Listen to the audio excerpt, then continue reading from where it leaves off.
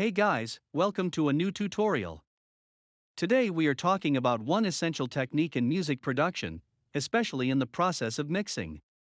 This technique is used in nearly every song, and if you do it right, you bring your song quality to a whole new level. And yes, it's sidechaining.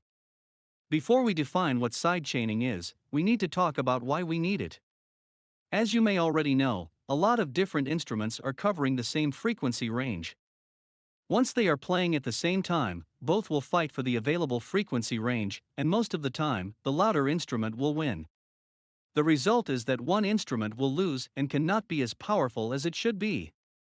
For example, in an EDM song, the kick is one of the leading instruments. If the bass is too loud, the kick will lose its punch and your track won't be as danceable as it should be.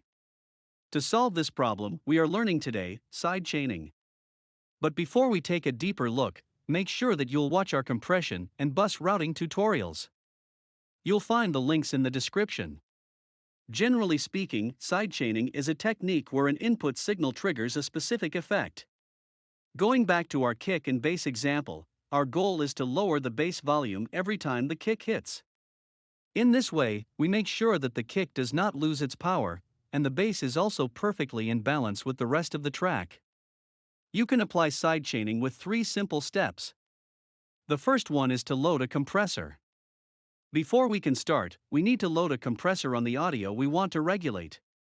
Since our goal is to reduce the volume of the bass, we trigger the compressor every time the kick hits.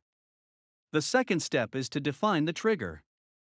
Before we apply sidechaining, we need to define our sidechain signal, which triggers the effect. In this case, it is our kick sample. The third and last step is to adjust your compressor's settings by routing the trigger signal into the compressor. In this example, we use the stock compressor plugin of FL Studio. First, set this to 1. With this setting, the plugin takes the first sidechain signal that was routed to this channel. Then set the threshold, the ratio, and if you want, change the attack and the release. There are also other plugins than a compressor that allows you to apply sidechaining. By the way, the trigger signal doesn't have to be an audio file.